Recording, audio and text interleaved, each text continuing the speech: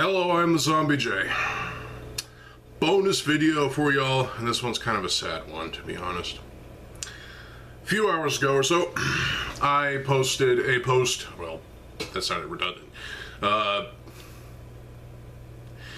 put a post on my community section of my channel, and I feel like now I have to do a video about it, about this tragedy among tragedies, above all tragedies. We lost the Prince of Darkness today. That's right, Ozzy Osbourne is dead. Metal will never be the same. Never, ever be the same without Ozzy Osbourne.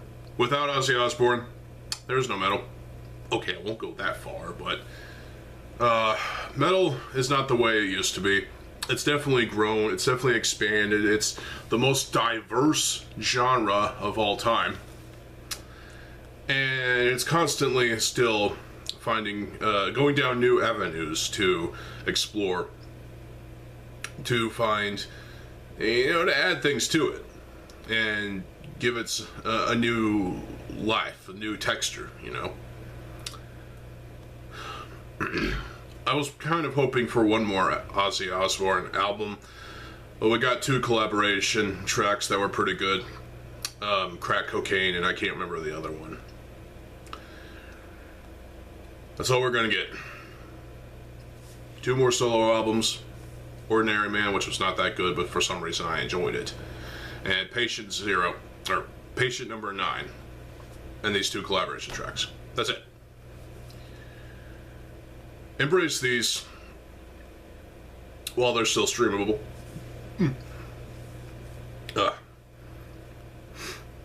Ozzy Osbourne is quite a legend. Massive legend. If it wasn't for Ozzy Osbourne, Ronnie James Dio probably wouldn't have formed Rainbow or gone on to be a solo artist with his band Dio. Some say that the true father, or the true grandfather, godfather of heavy metal was Ronnie James Dio. I find this to be bullshit. Ozzy Osbourne came first. At the time, Ronnie James Dio was I should shoot myself for that. Fuck up. Ronnie James Dio was in a doo-wop band. He went through several different ideas before eventually settling on heavy metal, because he was clearly inspired by Ozzy Osbourne and Black Sabbath. All the classic albums we got from Black Sabbath up until Technical Ecstasy and I'd say Never Say Die or whatever it is. That was the worst of the Ozzy era. We got a couple of albums with Ronnie James Dio. They were fantastic, especially Heaven and Hell. Then, Black Sabbath just wasn't the same after that. They've gone through a slew of different vocalists. They brought Ronnie James Dio back once for Dehumanizer, and yeah. Forbidden was just atrocious. Especially that first track, wow. Then, as Heaven and Hell, they released an album with Ronnie James Dio one last time. The Devil You Know.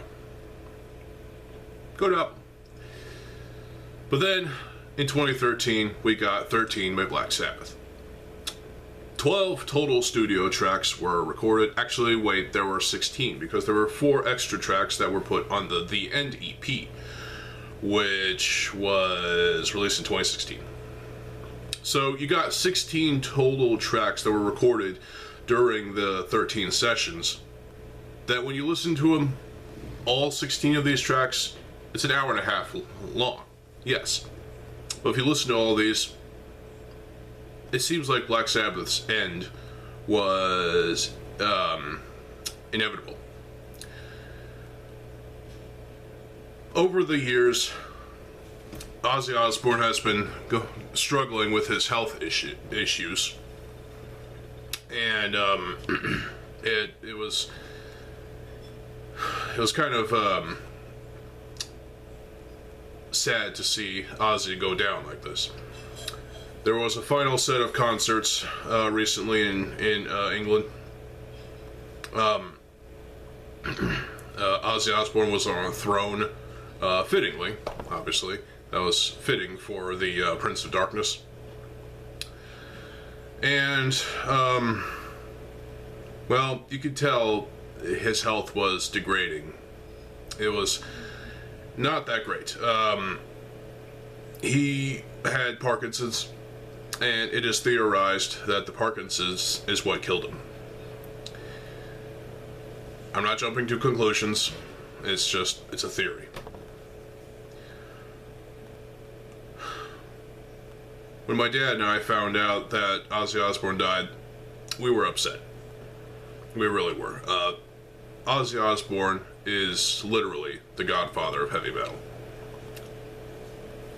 And now, we will always remember the work that Ozzy Osbourne was able to do and did with Black Sabbath, with his solo stuff, and collaborating with other artists like Rob Zombie on the song Ironhead.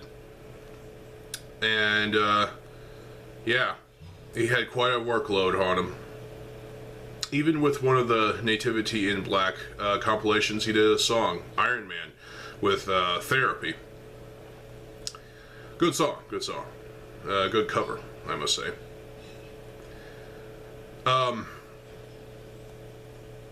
We will never forget the voice, the legendary voice that is Ozzy Osbourne's voice. That voice has now been silenced. It's a tragedy. It's sad and emotional. Rightfully so. Ozzy Osbourne, rest in peace, you metal legend. Throw up the horns for Ozzy Osbourne. May you rest beside Randy Rhoads and Ronnie James Dio and many of the other folks we lost. Lemmy Kilmister, Jeff Hanneman. A lot of metal legends have died, and it's insane how many legends we have lost in the rock and metal department. This one is a striking blow. It really is. Losing Ozzy is like losing your closest friend. He brought a lot of bands out on tour with him for Ozfest, for everything. And you would be lucky if Ozzy brought on your band to his tour. There were a lot of those. My condolences go out to Sharon, Kelly, Jack, and the rest of Ozzy's family and friends, and also to his bandmates and now former bandmates. Bill Ward, Geezer Butler, and Tony Iommi. I thought Ozzy was going to at least live for the remainder of this year. Maybe even more than that, longer than that. But now, the inevitable has come, and it's a shame. It's a shame we lost the Prince of Darkness this soon. But given all the health issues that he has endured over the years, and also, you know, him dealing with drugs and whatnot over the years, alcohol, it really is a shame that we lost Ozzy Osbourne. But now, I believe that he is at peace. He is at peace, and may he rest in peace.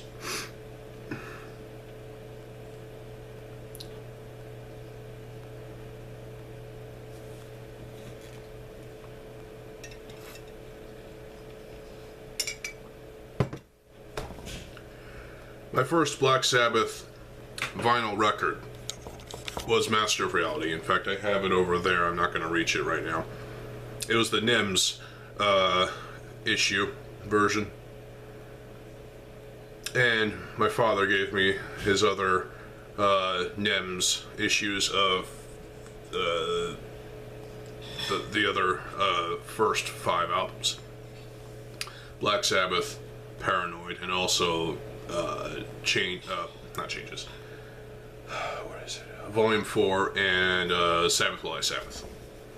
So now I have all of the NIMS issues of those 4 albums, and also Master of Reality, my favorite Black Sabbath album of all time. Yeah. Yeah. I love Paranoid. I love the self-titled album. But the self-titled album was a bit of a rough run-through of what these guys were really about. Paranoid is where it all really kicked into high gear. And then Master of Reality, good lord. Once drugs got involved, it really started to deteriorate a little bit. And, well, we're not going to fixate on the drugs because, yeah. Fans worldwide, metalheads all over the world, young and old, unite. Please unite for this tragedy that we're dealing with here. We've lost the Prince of Darkness, and it's a sad end for heavy metal, because to compare this to Kurt Cobain and the grunge scene, I'm not going to say that the heavy metal is also dead because Ozzy Osbourne died. No, that's completely wrong. But a massive chunk really did die along with him. Today, it broke off and disintegrated into tiny snowflakes.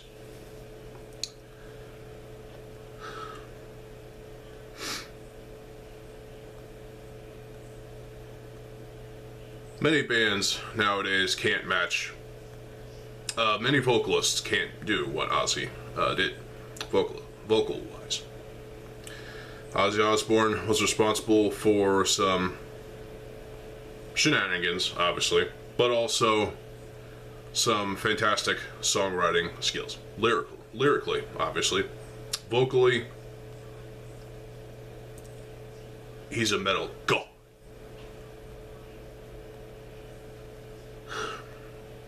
There's a lot that you can learn from Ozzy Osbourne. Fans, metalheads, worldwide, young and old, everyone, don't let this death destroy you as people, as fans. Learn from this, and let's try our best to move on, to keep the flame of heavy metal alive while it's still burning. Just because Ozzy Osbourne died doesn't mean that metal itself has died. No, that's 100% wrong. It is. It is 100% wrong. Just because Kurt Cobain died doesn't mean the grunge scene died along with him. A massive chunk did, but grunge bands were still going on. There was still Pearl Jam. There was still Soundgarden. There was still Alice in Chains. You know? So, chances are everyone's going to be able to move forward from this with a massive dark cloud over our shoulders, over our heads. The rain will just keep on pissing on us. And overall,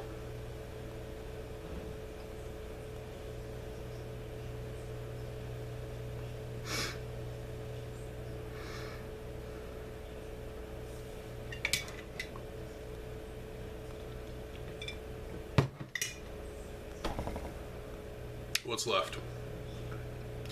Well, chances are, over the next few years or so, we will be seeing more legends die. It is inevitable.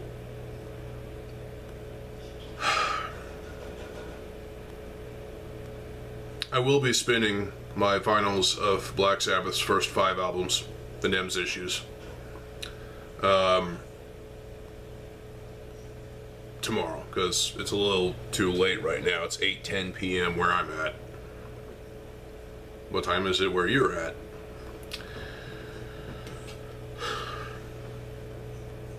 Let's have a moment of silence before I close out this video, because this is getting too long.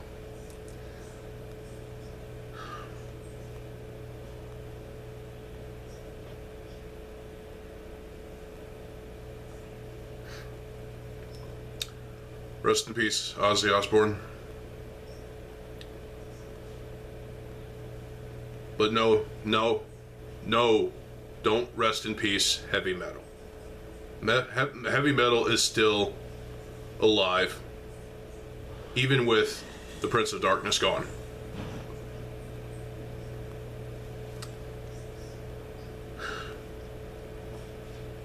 This is a shame. It's sad. The last concert, it seemed like Ozzy wanted to perform one last concert before he allowed himself to die. And that's exactly what he got.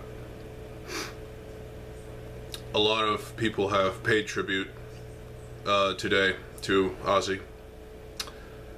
Bandmates, family members, news media outlets, other bands, other artists, even politicians, apparently.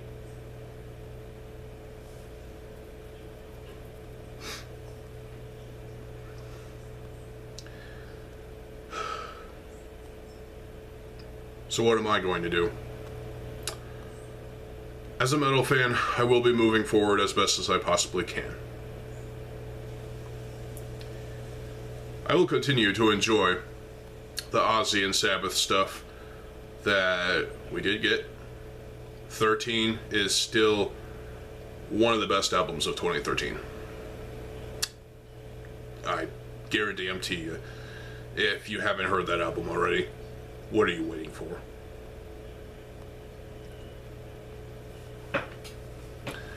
So, let's conclude the video with this. Who's next? And when? I know those are big questions to think about, but we're only human. We're only human, so death is inevitable. To have it happen to Ozzy, just like any other human.